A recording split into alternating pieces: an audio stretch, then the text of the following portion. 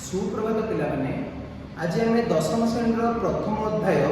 रासायनिक प्रतिक्रिया और रासायनिक समीकरण ये विषय को आम मैंने पढ़ीचे आज रिविजन पर्पस आउ थे देखा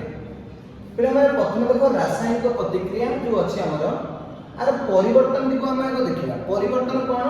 यहाँ परिवर्तन मुझे दुई प्रकार देखिपारि भौतिक परिवर्तन आउटे हूँ मोर रासायनिक परिवर्तन दुईटी परिवर्तन संपर्क में आगे जानी रासायनिक प्रतिक्रिया और रासायनिक समीकरण संपर्क में बुझी प्रथम पिला भौतिक परिवर्तन जहाँ मुझे फिजिकाल चेंज कर कहूँ ए मोर कौन हम ना कौन नूतन पदार्थ सृष्टि ना आ रासायनिक परिवर्तन पिला जो देखिए रासायनिक परिवर्तन मोर कौन हो रासायनिक परिवर्तन नूतन पदार्थ मोर सृष्टि हो द्वितीय पॉइंट मोर भौतिक परिवर्तन अस्थायी और प्रत्यावर्ती और रासायनिक परिवर्तन मुझे देखिए रासायनिक परिवर्तन मोर स्थायी और अप्रत्यावर्ती गोटे एग्जांपल ले आम मैंने बुझी पारिबा पिला माने जदि भौतिक परिवर्तन कथा पिला माने देखिबी ताले एठी मोर बरफ अछि पिला बरफ अछि जाको मु कोन कहि परिबी H2O कहि परिबी अच्छा एठी मोर जल रे ये परिणत होला कोतिर परिणत होला ना जल रे परिणत होला ये भी पिला माने मोर H2O ठीक अछि एठी मोर कोन है बरफ थिला जल है पुणी देखि मु जल कौन करी फ्रीज कर देबी ताले मोर ये भी बरफ होई जीव ताले एठी मोर कोनोसी परिवर्तन नूतन पदार्थ कि तैयारी होनी बरफ जल पाड़े कि नूतन पदार्थ मोर तैयारी हो नाही किंतु सेही जे तू देखिबी एठी रासायनिक परिवर्तन मु देखिबी रासायनिक परिवर्तन में कोन हो पिला मन धरम कहबी कि क्षीरटा मोर दही रो परिणत हो क्षीर रो दही रो परिणत हो अच्छा क्षीर रो दही को पाई पाई दहीटा मोर नूतन पदार्थ किंतु ये दही मु पुनर्बार कोन करि परिबी नै ना मोर क्षीर को पाई परिबी नै त सेथि कहि परिबी कोन पिला माने जे भौतिक परिवर्तनटा अस्थायी और प्रत्यावर्ती कोन प्रत्यावर्ती माने मूल अवस्था को फेरि आसीबो अस्थायी माने किछि समय पय होतबो पुणी पूर्व अवस्था को मोर फेरि आसीबो किंतु रासायनिक परिवर्तन यदि मु देखिली एटा मोर स्थायी और अप्रत्यावर्ती काहे कि मु स्थायी और इरिवर्सिबल रिएक्शन बोली कहि पिला माने जदि मोर क्षीर रो दही रे परिणत हो गला ताले दही को पुनर्बार क्षीर को पाई परिबे नाही ताले एटा हो मोर स्थायी और अप्रत्यावर्ती प्रतिक्रिया ताले पिला माने देखो रासायनिक प्रतिक्रिया कहले हम कोन बुझिया वर्तमान जेउ प्रतिक्रिया रे एक बा एकाधिक पदार्थ मिलित होई एक बा एकाधिक नूतन पदार्थ सृष्टि करंती ताहाको मु कोन कहिबी रासायनिक प्रतिक्रिया बोली कहिबी ताले एक बा एकाधिक पदार्थ मिलित हेबे मोर कोन तयारी करिवे ना सारे नूतन पदार्थ टी तयारी करिवे एक बा एकाधिक नूतन पदार्थ तयारी करिवे धरने मु कहिबी हाइड्रोजन टा मोर कोन एटा मोर गैस ऑक्सीजन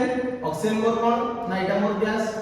अच्छा जोटा तयारी हो सेटा मोर कोन ना H2O तयारी हो एटा मोर कोन ना एटा मोर जल टा मोर कोन लिक्विड अवस्था रे एल को लिक्विड बुझ पर चिंता माने ताले एक बा एकाधिक एटी कोन पदार्थ मिसी के मोर कोन करबे एक बा एकाधिक प्रतिक्रिया करके नूतन पदार्थ को करि परिबे तयारी करि पारिबे अच्छा हम दैनिक जीवन रे घटुवा कि रासायनिक प्रतिक्रिया संपर्क रे हम माने आज बुझियो पिला माने देखो क्षीरटा दही रे परिणत ये भी मोर रासायनिक परिवर्तन श्वासक्रिया ये भी मोर रासायनिक परिवर्तन लुहारे कलंकी लागिबो ये भी मोर एक रासायनिक परिवर्तन खाद्य हजम होबा खाद्य विजारण घटुची ना ताले ये भी मोर कोन होची हजम एक खाद्य कोन मूल खाद्य अवस्था पाई करी मूल जो खाद्य खाई से पाई करी कागजटा नियारे जळिबा ताले ये भी होची मोर कोन ये भी ओटे परिवर्तन जो परिवर्तन कोन होची मूल अवस्था को फेरी करी एटी पाउस होई पाउस मु मूल भाग रे कागज को पाई करी नै ताले रासायनिक परिवर्तन मोर कोन घटे रासायनिक प्रतिक्रिया रे मोर अवस्था रे परिवर्तन घटे रंग रे परिवर्तन घटे तापमात्रा रे परिवर्तन घटे आ गैस रो निर्गमन अर्थात गैस रो रिलीज होई ताले प्रथमे मु पढिबी जे अवस्था रे मोर कोन परिवर्तन होची पिला माने लक्ष्य करो हाइड्रोजन और ऑक्सीजन का संयोग रे एठी मोर कोन होची जल सृष्टि होची अर्थात जदि मु हाइड्रोजन देखिबे हाइड्रोजन टा मोर एक गैस फॉर्म रे अछि ऑक्सीजन जे देखिबे ऑक्सीजन टा मोर एक गैस फॉर्म रे अछि एठी किंतु जो हाइड्रोजन और ऑक्सीजन मिसी गला पर मोर कोन कले जल तयारी कले बा H2O जहा तयारी कले एटा किंतु मोर कोन तरल अवस्था रे अछि ता माने एठी मोर दीटा को गैसीय पदार्थ मिसी करिकि गोटे तरल पदार्थ तयारी कले जहा को मु जल बोली कहि एग्जांपल से बडे आगे देखिबा पिला माने